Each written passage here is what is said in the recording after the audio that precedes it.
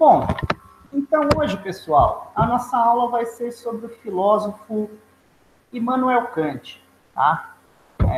Immanuel Kant é um filósofo que vai viver aí no início, no final do período iluminista, tá? Logo depois da Revolução Francesa, então ele vai viver aí um pouco dos primeiros frutos da Revolução Francesa na Europa, aquele período em que as nações passam a obter os seus primeiros direitos civis, seus primeiros direitos como cidadão, né? Então é o início do momento histórico que nós vivemos hoje. Essa ideia de repúblicas democráticas, de uma constituição que governa o país, tá? A ideia de liberdade política, liberdade econômica, liberdade religiosa, liberdade de expressão, tá? Essa ideia de igualdade entre os homens perante as leis, tá? Eram todas ideias que não existiam antes do Iluminismo, que não existiam na prática antes da Revolução Francesa. Tá? Então, Kant ele vive aí o início do que a gente conhece como Idade Moderna.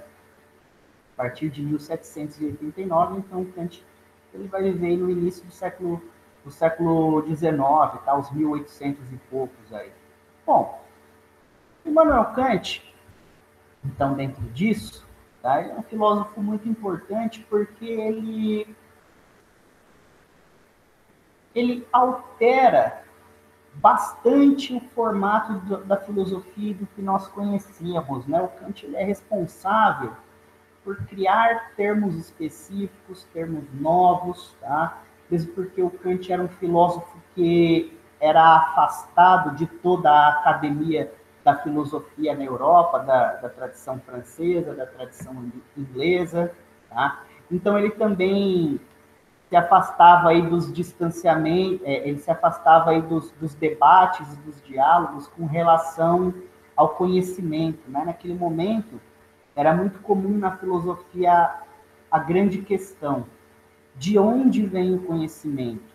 É a matéria, o mundo material que possibilita o desenvolvimento da mente humana, ou é a mente humana que possibilita a adaptação do mundo material em nosso favor? Isso quer dizer o quê?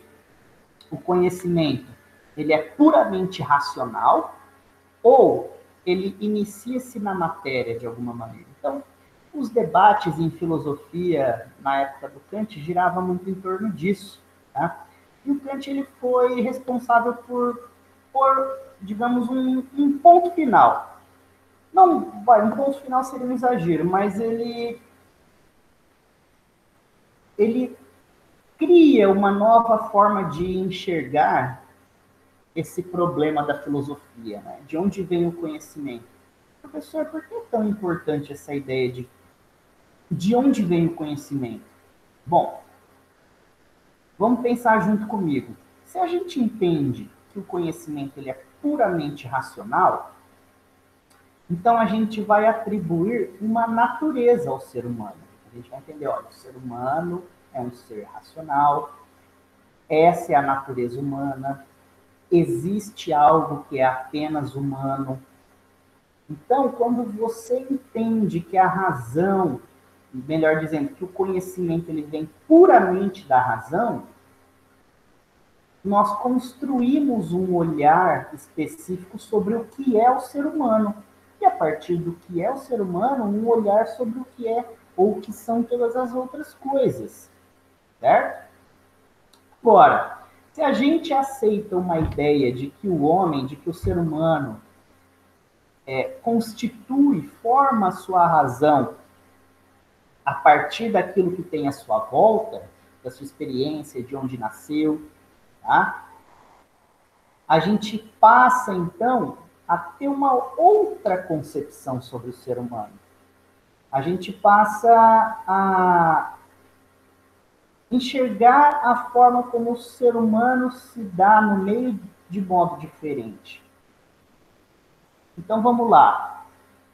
Se aqui na nossa aula de filosofia a gente aceitar a ideia de que todo conhecimento ele é puramente racional, certo? Então a gente pode chegar num consenso de que ou o ser humano nasce bom, ou que o ser humano nasce mal. Ou que o ser humano tem uma natureza boa, ou que o ser humano tem uma natureza má. Se a gente entender que o ser humano tem uma natureza boa, tá? Toda a forma da constituição do que pensamos ser justo, certo e errado, normal, atípico, tudo isso se altera. Agora, se a gente passa a pensar que o ser humano é mal por natureza, a gente começa a criar uma outra concepção sobre o ser humano, né? Então, as nossas noções de certo e errado, de lei, de justiça, de formação de Estado, de aplicação de justiça, por exemplo, tá? Ela vai se dar de outra maneira.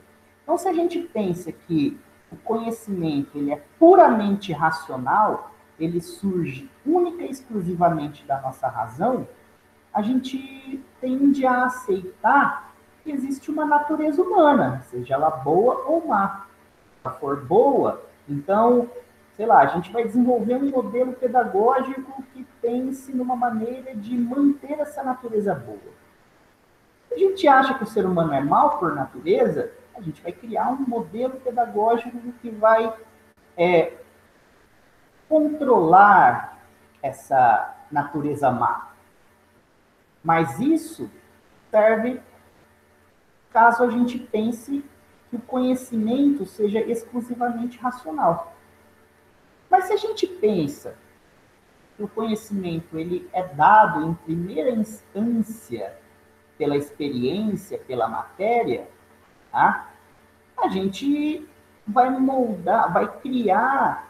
Então a gente pode conceber ou entender que o ser humano é uma folha em branco, por exemplo. Que o ser humano é constituído a partir de suas experiências.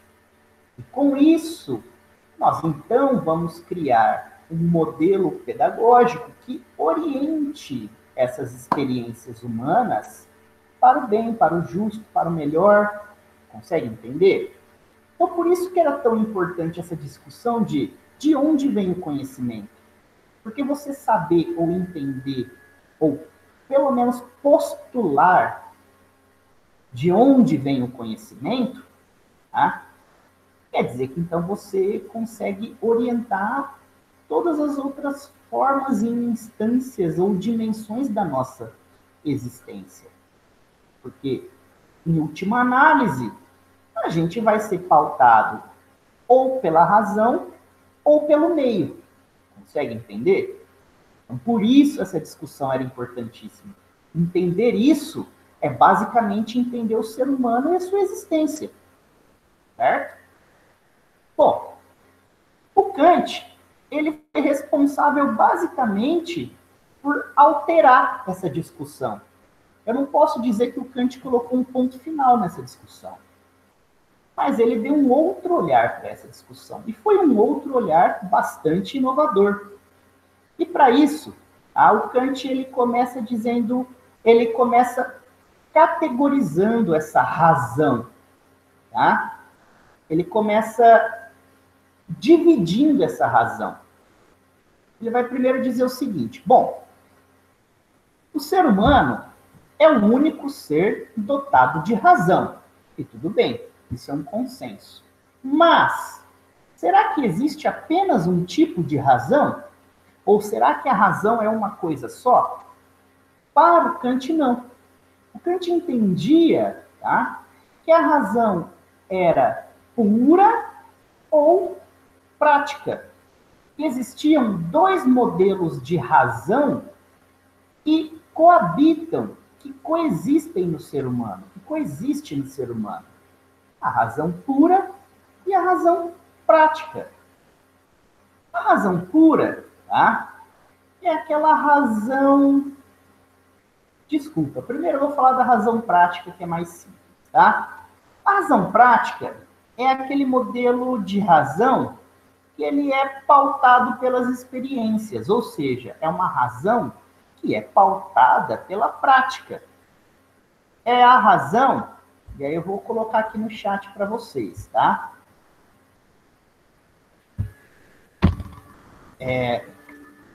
Divide a razão entre pura e prática. A razão prática é condicionada pelo mundo material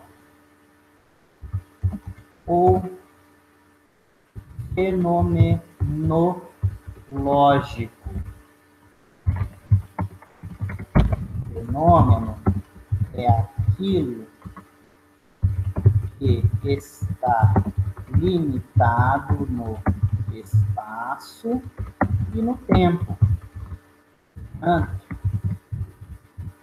Finito. Certo? Ele vai dizer o seguinte, que o fenômeno, que a razão prática é o fenômeno, é um fenômeno. Então, por exemplo, é fenômeno para o Kant tudo aquilo que está dentro do tempo e do espaço. Nós, o nosso corpo, eu, ser humano, eu sou um fenômeno. Eu estou classificado como um fenômeno, porque eu tenho um peso, eu tenho uma altura, eu tenho uma temperatura, eu tenho uma cor, né? E eu nasço num determinado dia e morro num determinado dia. Eu estou limitado pelo tempo e pelo espaço. O meu corpo faz parte da matéria. Consegue entender? Então, isso é o que o Kant classifica como um fenômeno. A chuva, o frio, uma montanha, o rio, é tudo fenômeno, pois está limitado no tempo e do espaço, é aquilo que faz parte da percepção material, é aquilo que é sensível, aquilo que tocamos, aquilo que vemos, tá? Faz parte dessa dessa percepção material. E aí isso é o que ele vai chamar, então, de razão. Então, a razão prática vem daí. É daí, por exemplo, que o ser humano, os nossos ancestrais, em algum momento, sentiram a necessidade de desenvolver uma mesa. Porque em algum momento se depararam com uma pedra plana em que eles puderam colocar objetos. Dessa experiência, ou seja, criou-se uma razão prática. Conseguem entender? Um fenômeno. Então, a razão prática, tá? Vamos lá. A razão prática nasce da experiência. É o conhecimento a posteriori. É o conhecimento a posteriori. Posteriori vem de posterior, é o que vem depois. Vem depois do contato. Eu conheço algo depois que eu entro em contato. Esse copo aqui, tá? Eu sei que ele está vazio, que ele é gelado, o peso dele e o formato, porque eu entrei em contato com ele. Eu obtive essa razão pela minha prática, pela minha experiência com ele. Consegue entender? Então, eu obtenho uma razão sobre ele a posteriori. Tá? Então, eu toco, eu sinto, eu olho, eu lambo, eu cheiro, eu bebo.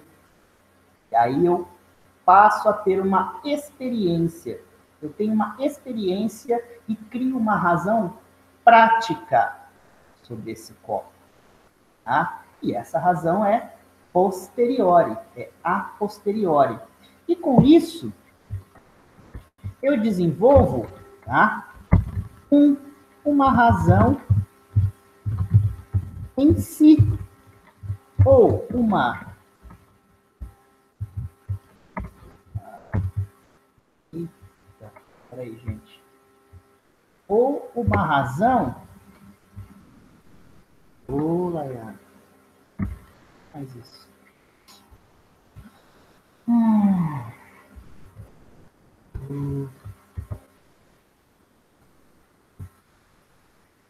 Uma razão em si ou em mim. Certo? Quer dizer, eu trouxe o desconhecido para o meu conhecimento. Essa é a razão prática. Essa é a característica do fenômeno. É uma razão que eu posso apropriar, trazer para mim. Se eu disser copo, mas eu não sei do que está se tratando, eu preciso desvendar esse copo. Vocês dizem copo, que copo? Qual copo? Eu desvendo. Aí agora nós estamos tendo uma experiência sensorial com esse copo. E aí, a partir disso, nós podemos ter uma razão prática sobre esse copo, tá? Transparente, de vidro, é o que vocês podem notar aí pela câmera, mas se tivessem aqui, iam tocar, iam sentir que ele é gelado, o peso, o tamanho do copo.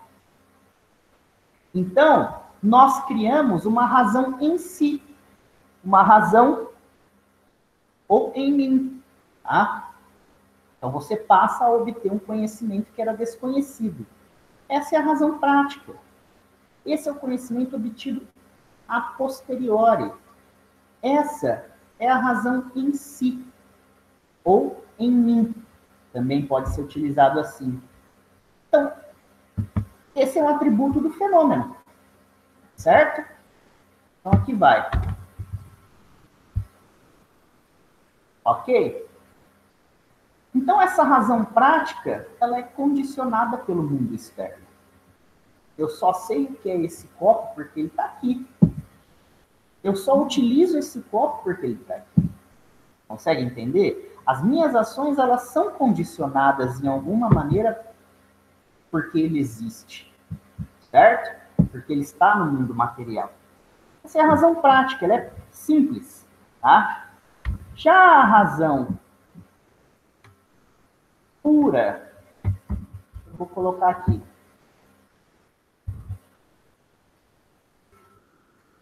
A razão pura,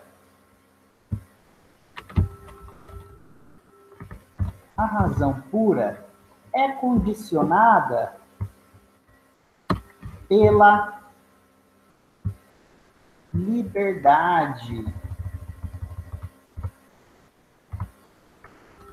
pela ideia, e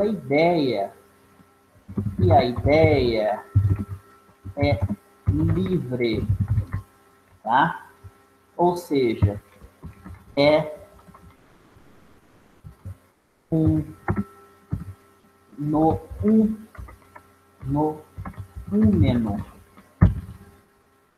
pois não participa no tempo e no espaço.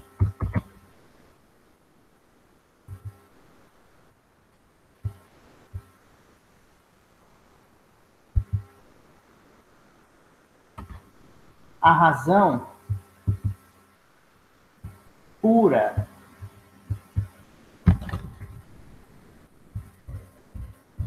nasce da liberdade, que é característica da ideia. É o conhecimento a priori.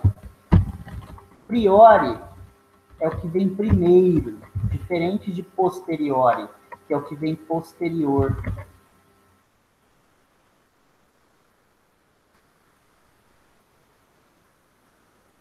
Não, é a razão em si. Corrijam o texto de cima, é a razão em si. Ó, no texto de cima, quando eu falei, prestem atenção aí no chat, por favor, tá? Quem está copiando, no texto de cima, eu vou corrigir aqui, tá? Para vocês. Só um errinho aqui na última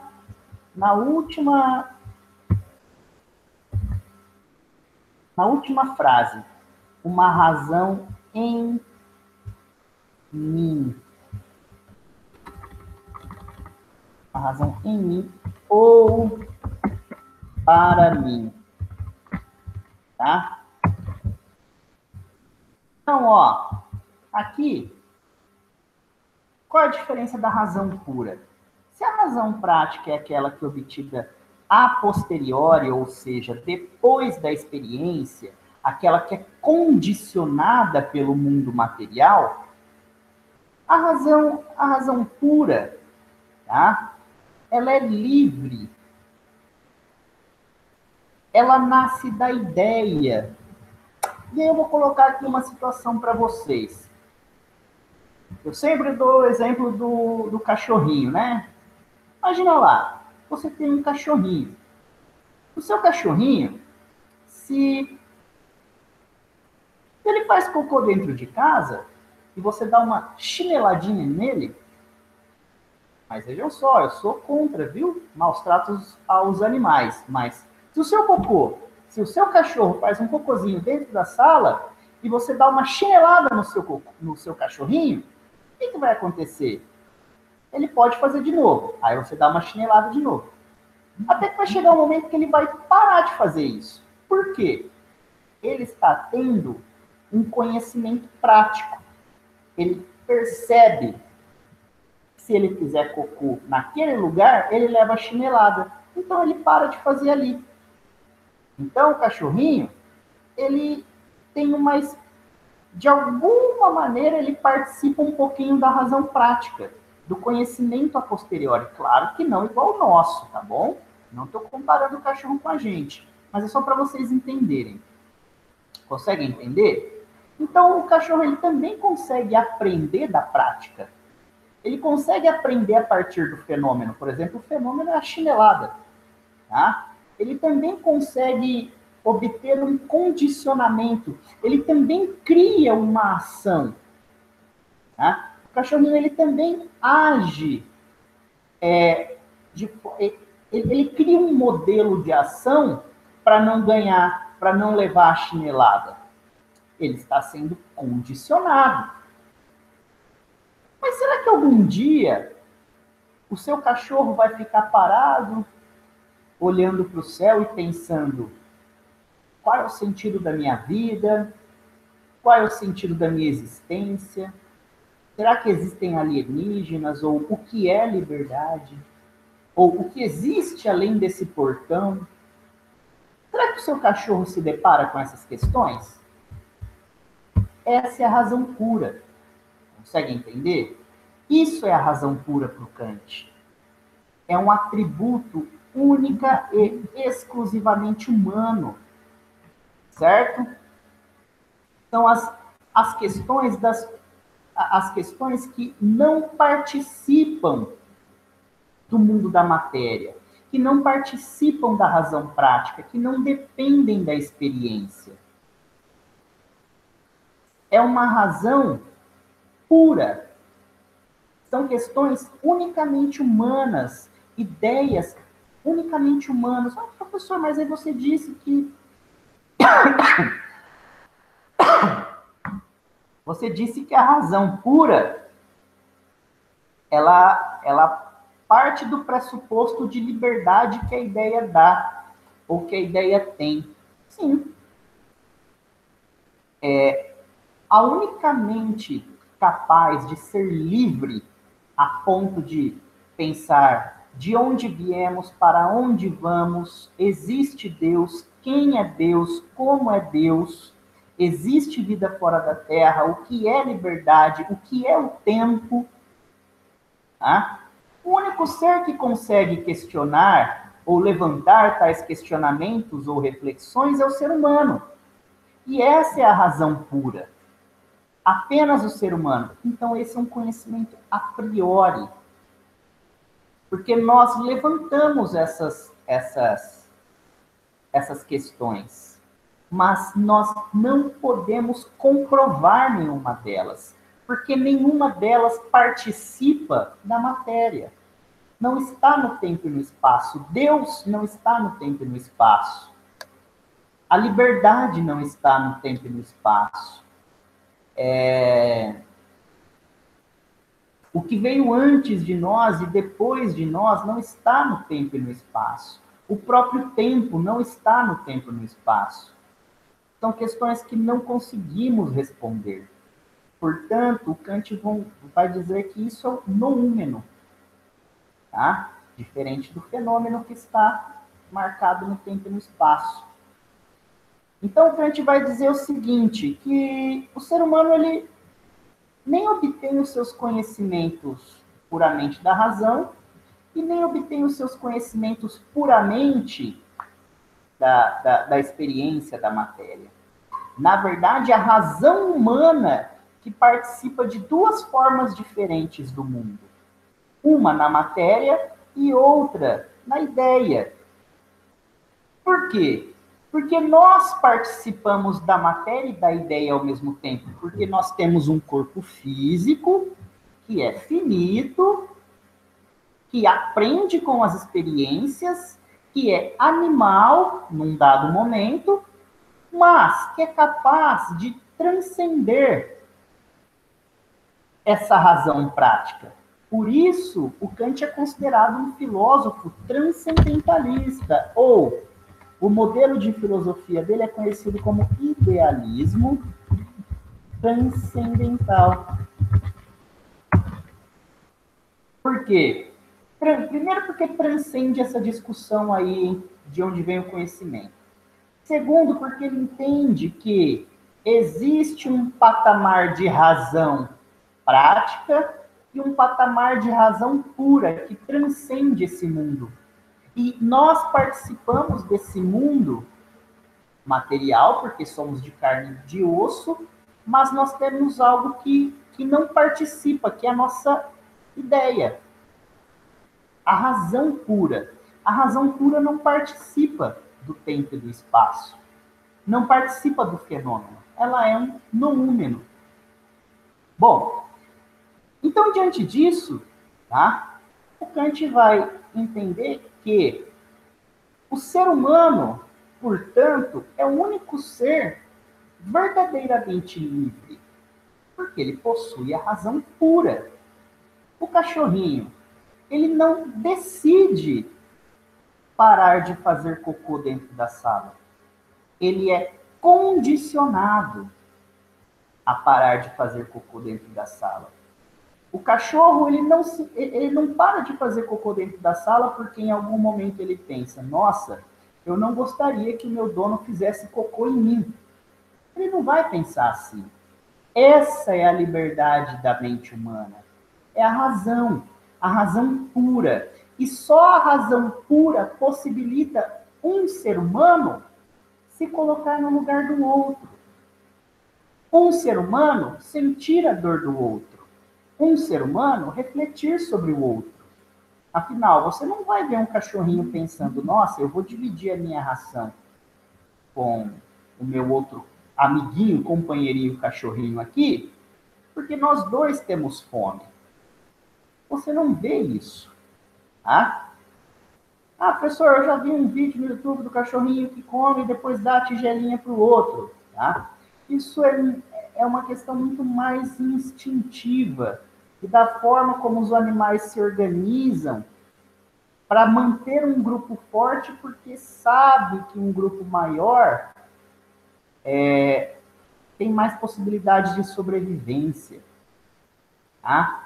Agora, nós até podemos dividir o nosso pão, o nosso alimento, porque a gente quer manter o grupo forte. Mas nós somos os únicos capazes de dividir o nosso alimento, por exemplo, porque podemos sentir e entender a dor do outro. porque podemos sentir, entender e nos colocarmos no lugar do outro. Isso é o que o Kant vai chamar de liberdade, porque nós somos os únicos seres que realmente somos capazes de escolher. Somos capazes de realmente acessar essa razão pura e de orientarmos a nossa existência a partir dessa razão pura. E aí começa a entrar, então, a ideia da filosofia moral do Kant. Kant vai entender o seguinte, que apenas o ser humano é capaz de agir moralmente.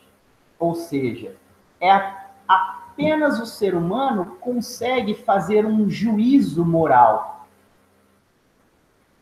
Apenas o ser humano consegue entender o que é o certo pelo moral, ou seja, pelo dever moral, ou o que é o certo apenas pela obrigação, ou pelo condicionamento.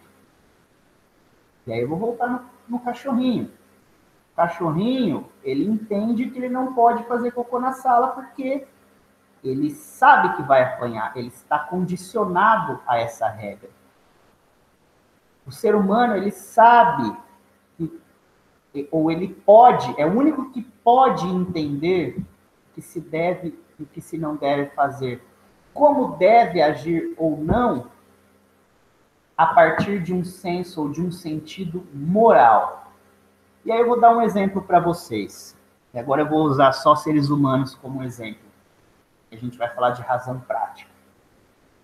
Perdão, de razão pura. Por exemplo, eu empresto R$ 1.000 aí para a Bianca. Eu emprestei R$ 1.000 para a Bianca. A Bianca está assistindo a aula? Quero. Todo mundo quer R$ 1.000 agora, né? Duro é pagar. Imagina que eu emprestei R$ 1.000 aí para a Bianca. Aí, a Bianca, ela sabe que ela tem que me devolver. Por que a Bianca sabe que tem que me devolver esse dinheiro?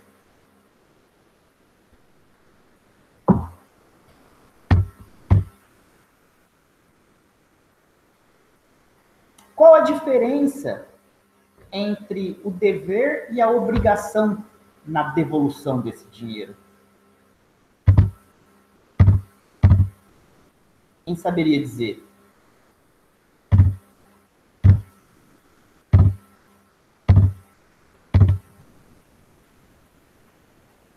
E aí? Alguém se arrisca? Bom, o dever alguém escreveu aí. Quem quer escrever? Falar? Bom,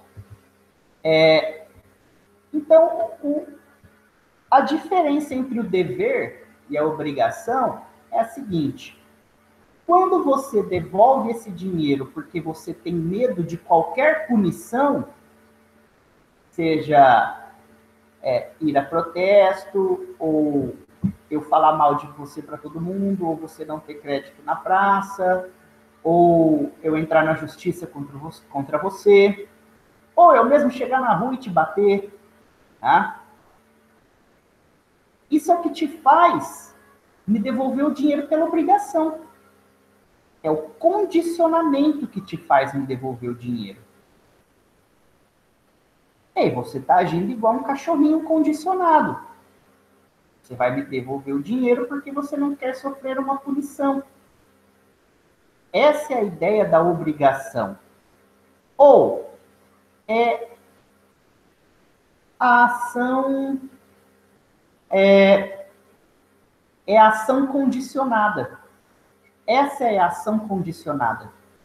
Agora, se você me devolve o dinheiro porque você entende, tá, que esse dinheiro pode me fazer falta, porque você entende que você gostaria que te devolvessem o dinheiro quando te emprestassem, e você entende que esse é o certo porque é o certo. Portanto, pode até servir de modelo para todo mundo.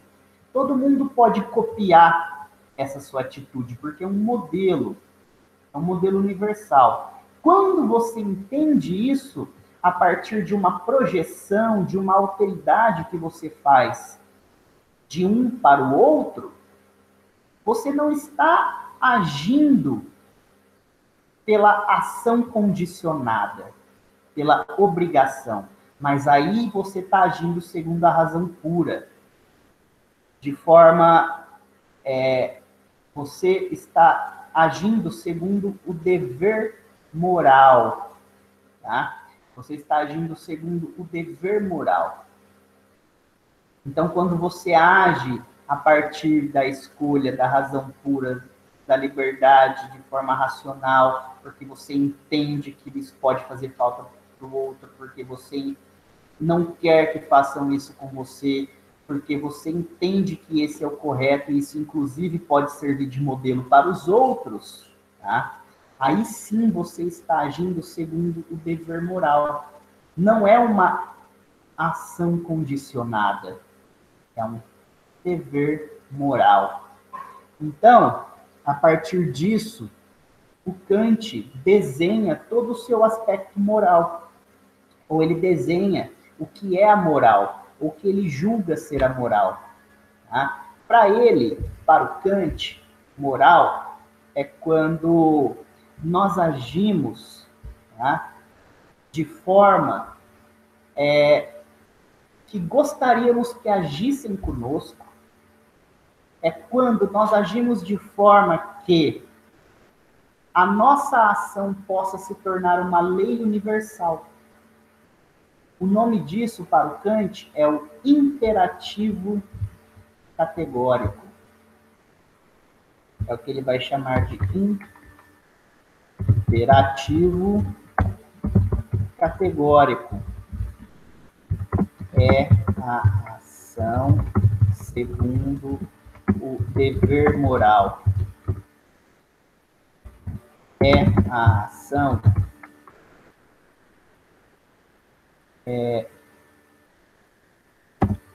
através da razão pura. Basicamente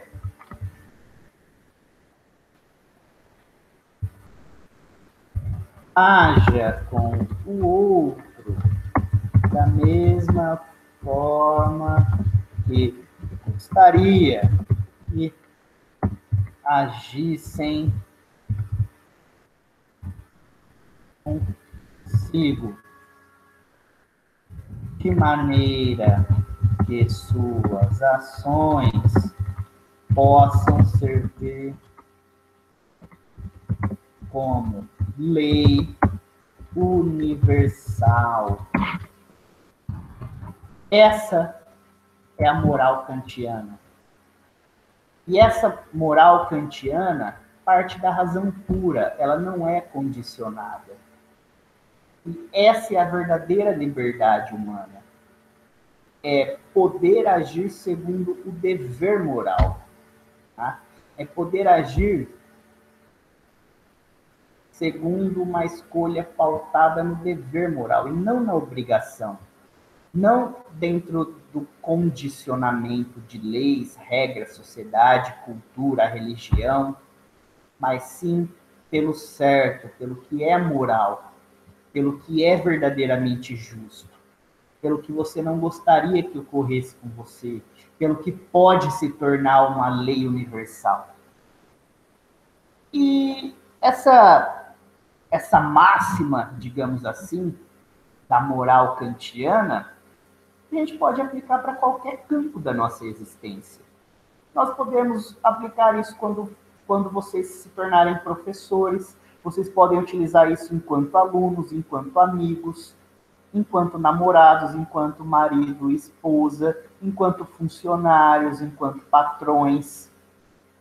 A moral kantiana, essa máxima da moral kantiana, ela pode ser aplicada em qualquer campo da nossa existência.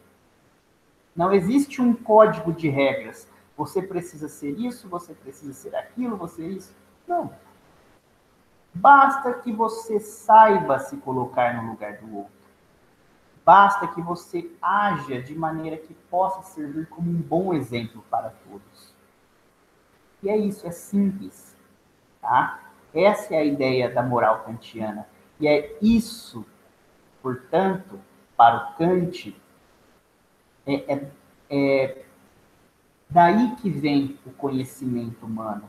O conhecimento humano não vem puramente da razão.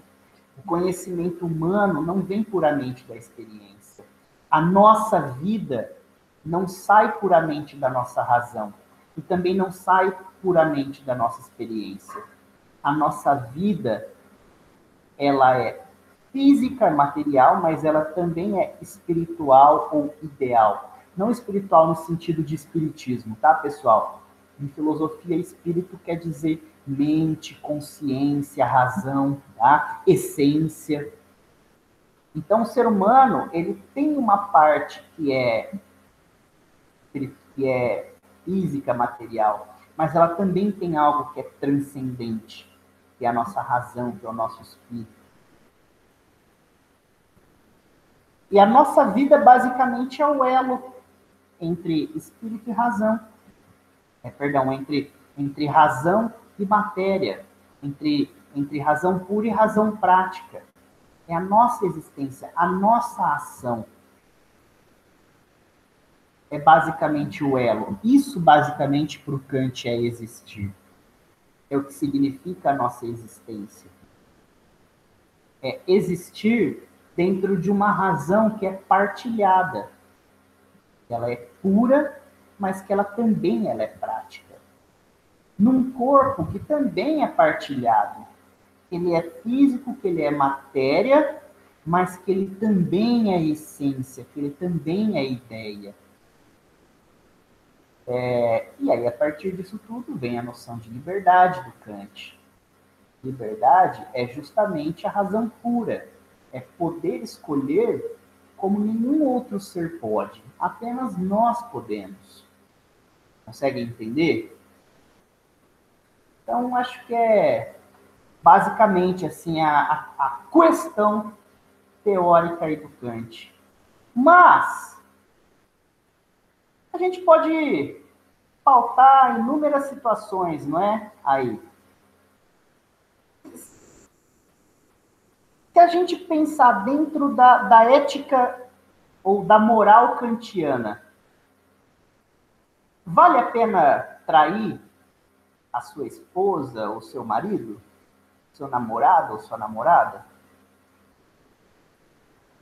Vale a pena colar na prova? Vale a pena desviar uma verba, um dinheiro? Vale a pena mentir para alguém? Vale a pena enganar alguém? Vale a pena usar alguém para um propósito próprio? Dentro dessa moral kantiana, sendo que a máxima da moral kantiana é o quê? Agir com o outro da forma que gostaria que agisse consigo. Você gosta de ser traído? Você gosta de ser enganado? Você quer ser traído? Você quer ser enganado? Você quer que te passem a perna? Você quer que atrapalhem o seu trabalho? Você quer que desviem dinheiro seu? Você não quer.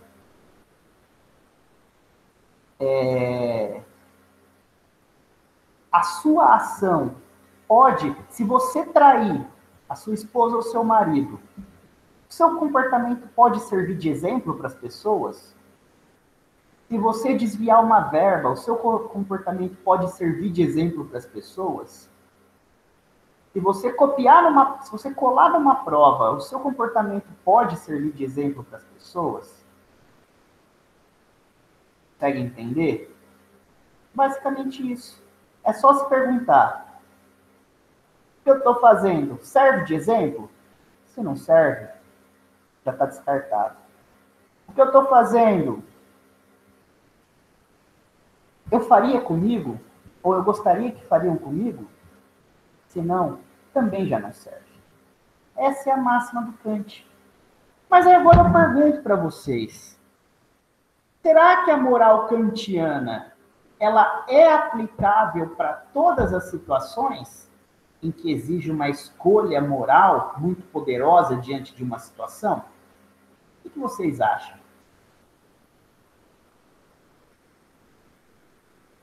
E aí, pessoal, vocês estão vivos aí?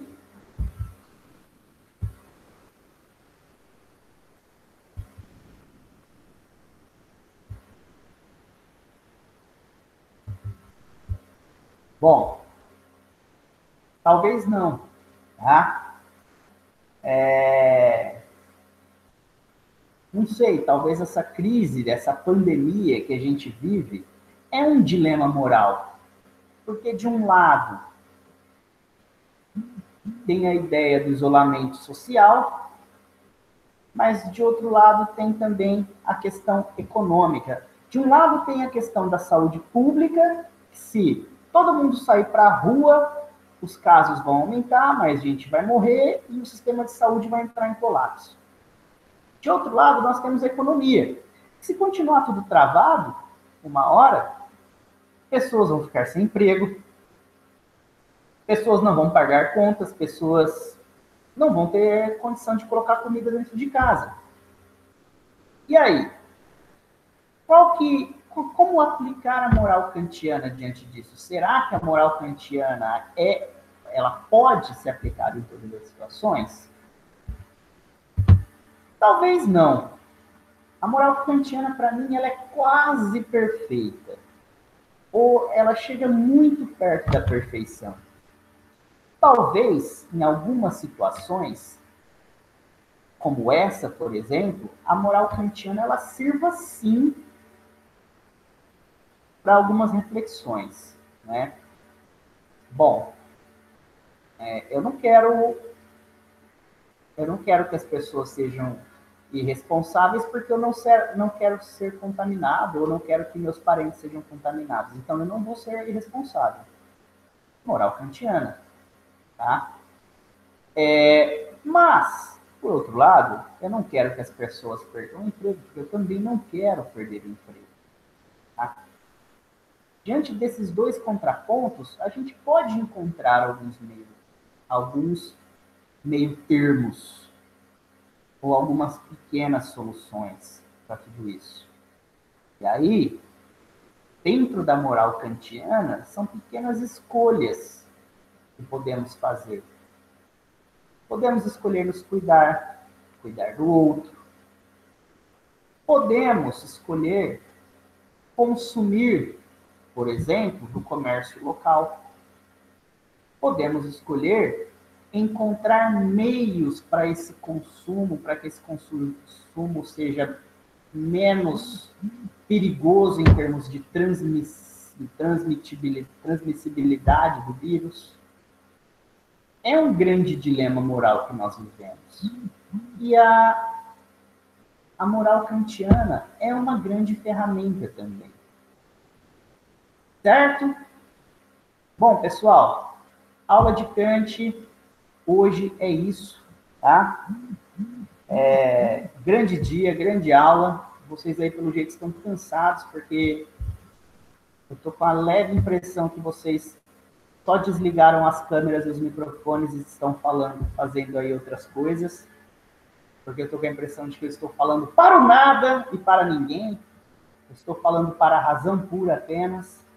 Tudo bem. Não se esqueçam, entre hoje e amanhã eu vou criar a nossa sala de aula. Perdão, sala de aula não. Vou criar a aula de hoje com vídeo do YouTube, com essa aula gravada, com um texto e com uma atividade aí para vocês, tá bom, pessoal? Então, beijão, muito obrigado e sejamos felizes. E até a próxima. Tchau, tchau.